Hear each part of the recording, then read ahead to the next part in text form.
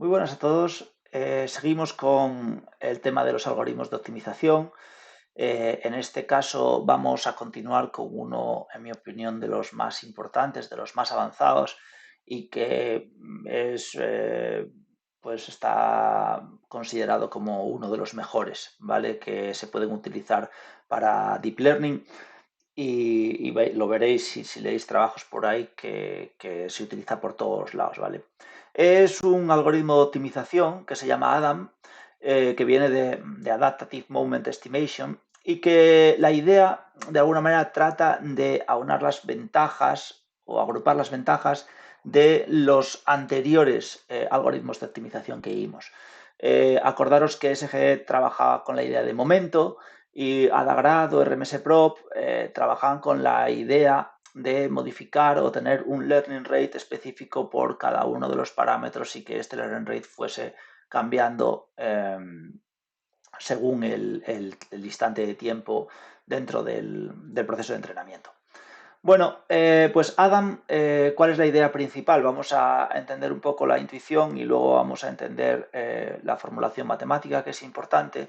Va a utilizar para calcular el nuevo learning rate del parámetro correspondiente dos momentos de los gradientes, es decir, va a trabajar con el primer momento, que lo podemos ver como algo equivalente a la media, y un segundo momento, que sería la varianza, ¿vale? Estos dos.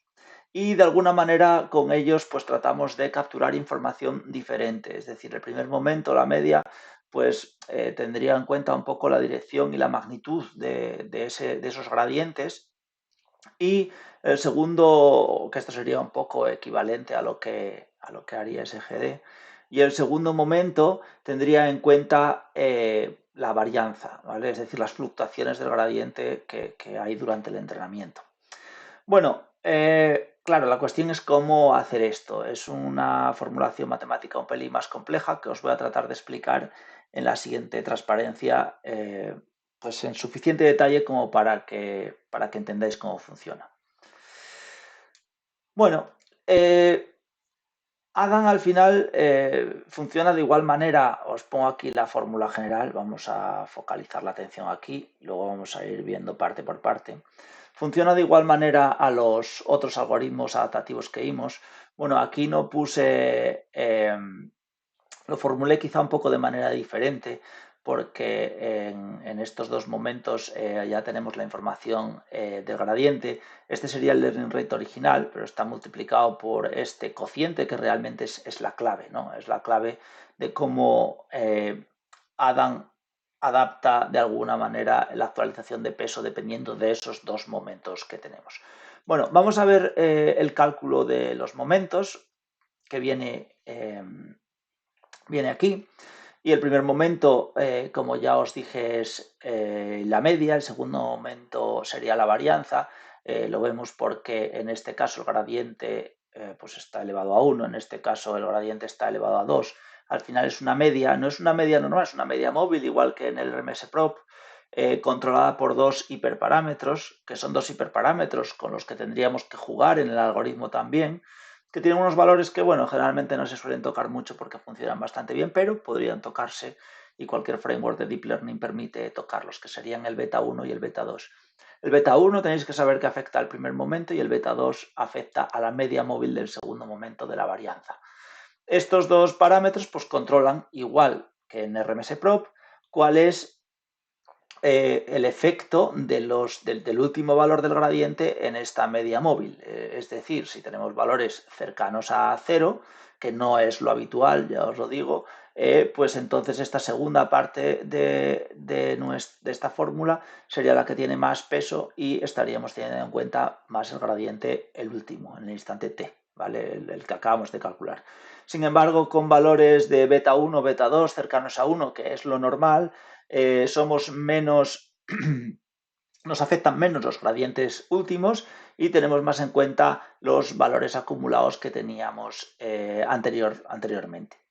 Entonces, los valores normales, os los pongo aquí, creo que está en la transparencia abajo, bueno, da igual, lo repito, beta 1, porque van a ser importantes para explicar lo que viene ahora, y beta 2, que serían 0,999. Estos son valores sugeridos por los autores del algoritmo y valores que en general funcionan bien y suele ser lo que viene por defecto en, por ejemplo, si lo buscáis en PyTorch, estoy casi seguro al 100% que son los valores que vienen por defecto en el optimizador si lo instanciáis sin pasarles beta 1 y beta 2. Bueno, como ya os dije, son valores que dan prioridad a esta parte de aquí, ¿vale? Es decir, a los valores acumulados de los dos momentos hasta el instante anterior, hasta la iteración anterior. Bueno, el gradiente no lo comenté, esa es la fórmula de aquí, pero es la fórmula de siempre, ¿vale? No tiene ninguna diferencia, está copiada y pegada y es como siempre calculamos el gradiente. O sea, eso es general absolutamente para todos. Bueno, entonces ahora viene un poco cuál es la complicación del algoritmo. Os intento comentar la intuición y luego os lo enseño con números. Bueno, la cuestión es que estos dos valores que os pongo aquí son valores que se demostró o comprobaron los autores que funcionan bien generalmente, pero tienen un problema y es que pueden hacer que el entrenamiento sea inestable, sobre todo en las primeras iteraciones. Esto viene dado porque si nosotros arrancamos con valores de los dos momentos iguales a 0 en el instante 0, ¿vale? Perdón, v sub 0 igual a 0, ¿vale? Esto hace que cuando nosotros queremos calcular m1 y v1, esta parte de aquí de la izquierda obviamente se anula, es 0 en los dos momentos, ¿vale? Entonces solo tenemos la parte de la derecha. Entonces, por ejemplo, para M1 tendríamos que sería 1 menos 0,9, daría 0,1 por el gradiente en el instante 1 y aquí daría 0,001 por el gradiente en el instante 1. Bien, si ahora nosotros vamos a la fórmula de actualización de pesos que tenemos aquí, vemos que v está en el denominador y que v, debido a las constantes beta 1 y beta 2, va a ser un valor mucho más pequeño que m. Esto puede hacer que la actualización en las primeras etapas vaya a ser una actualización demasiado grande, muy grande. Entonces, los autores proponen una corrección indicada para las primeras etapas del proceso de entrenamiento de los dos momentos y eso lo van a hacer con estas formulillas de aquí. Es decir, fijaros que nosotros en la fórmula de abajo no estamos usando M y V, que son los que están aquí, sino que estamos usando M sombrero y V sombrero, que vienen definidas por estas dos fórmulas. Bien, ¿cómo funcionan estas dos fórmulas? Es muy sencillo, ¿vale? Lo que hace aquí es que cuando t, que es el instante en el que estamos, la iteración que hacemos, es decir, según van avanzando el entrenamiento, t va siendo mayor, es decir, cuando t es mucho mayor que 1, es decir, estamos en la iteración 10.000, 20.000, 30.000, 40.000, la que sea, este valor de aquí o estos dos valores de aquí, como son valores menores que 1 y los tenemos elevados en un exponente muy grande, van a tender a 0, ambos. Entonces va a hacer que m sombrero y m sin sombrero, al estar dividido entre 1 menos 0, pues serían iguales, ¿vale? Es decir, no hay diferencia. Quiero decir con esto, estoy demostrando que esta corrección de sesgo para los momentos es solo pensado en las primeras etapas del entrenamiento. Para las últimas etapas, m sombrero va a converger hacia m y v sombrero hacia v.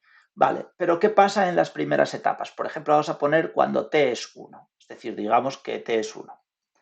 Bien, cuando t es 1, lo que sucede para, por ejemplo, m1, ¿vale? Para m1, sombrero en este caso, es m1 partido de 1 menos beta 1 elevado a 1.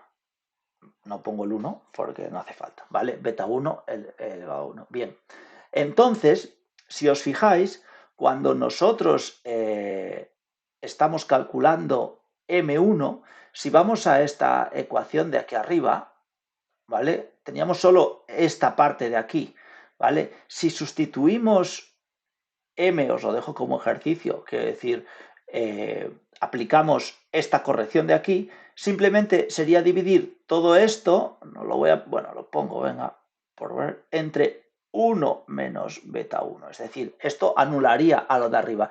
¿Qué quiere decir esto? Que lo que vamos a conseguir es que m, en este caso, sea igual o muy similar a el gradiente nada más, ¿vale? Porque esto de aquí se anularía con esto de aquí. ¿Qué conseguimos con esta corrección? Pues simplemente, y aquí está la clave, es que en las primeras iteraciones del entrenamiento, de independizarnos de los valores de beta 1 y beta 2, ¿vale? De alguna manera quitamos la influencia, sobre todo cuando t es 1 y luego según va pasando el tiempo este efecto va desapareciendo, pero en los primeros instantes quitamos la influencia de beta, por tanto no ocurre esto de aquí, ¿vale? No ocurre esto de aquí, que podría ser problemático por el tema del denominador. Y en los instantes más avanzados del entrenamiento, esta corrección de sesgo, como vimos antes, porque esto es cero, no tiene ningún efecto. Por tanto, funciona de manera normal. Entonces, de aquí os intento explicar de manera clara, espero que haya quedado claro, para qué efecto tienen beta 1, beta 2 y por qué se hace esta corrección en los momentos y de alguna manera pues tratar de entender la formulación básica de Adam. Bueno, si queréis repasar o leer o una explicación un pelín más matemática que la que os acabo de dar yo, podéis consultar este enlace aquí si queréis ampliar. Los autores proponen incluso una prueba matemática para el que esté interesado en, en ver por qué esta corrección es necesaria y una demostración matemática para ello. Eso os lo dejo como trabajo de ampliación, el que lo quiera hacer, el que lo quiera mirar. Y bueno, simplemente decir que de todos los optimizadores que hemos visto, en mi opinión, las alternativas más normales de probar en un primer momento serían SGD con momento y Adam, serían los más típicos a probar, aunque yo no descartaría los otros porque a veces nos pueden sorprender en ciertos problemas o casos concretos. Por tanto, para mí, el optimizador es un hiperparámetro. Ya sé que son muchos hiperparámetros y podrías fijar uno y decir voy a jugar con Adam, porque encima cada optimizador tenemos que. No funciona el mismo learning rate para todos los optimizadores, es decir, habría que, una vez que cambias de optimizador, buscar el learning rate óptimo para ese optimizador concreto. Entonces, en mi opinión, yo empezaría con SGD y con momento y con Adam. Se considera, ya os digo, como consideraciones generales, estas son cosas empíricas que se ve después de haber entrenado muchas redes y demás, se considera que Adam suele ser más rápido, ¿vale? Que SGD, suele ser más rápido. Es decir, si lo probáis, os ocurrirá bastantes veces que Adam es capaz de llegar a una solución buena más rápido que SGD. Pero también es verdad que sí que se observa, y esto vuelvo a decir que es una cosa empírica, no hay una demostración que yo conozca concreta, que SGD muchas veces lleva a soluciones que tienen mejor capacidad de generalización, aún haciéndolo más despacio. Bueno, simplemente os intento dar pautas sobre qué optimizador elegir y que sepáis que al final esto es un poco de prueba de error y conseguir pues experiencia para ir pudiendo tocar todos estos parámetros de manera efectiva. Bueno, por último, para ir acabando ya con esta parte, simplemente aquí os pongo otras capturas, ¿vale? Que hice del algoritmo, perdón, de los algoritmos de optimización comparados. En el proyecto que os voy a pasar tenéis más generaciones que he hecho. Concretamente yo creo que podéis ver estas, incluso se pueden generar en vídeo, ¿vale? Por ejemplo, aquí tenemos este problema y he puesto todos estos optimizadores. Veis que Adam lo hace, bueno, todos en general son bastante rápidos en este problema. Y veis, pero me interesa que veáis que llega a soluciones diferentes y esto es una función súper simple, ¿vale? Es una función que puedo pintar en un espacio de 3 dimensiones. Pensar que aquí trabajamos realmente con miles, cientos de miles de dimensiones que son los parámetros que vamos a tener en una red, o millones.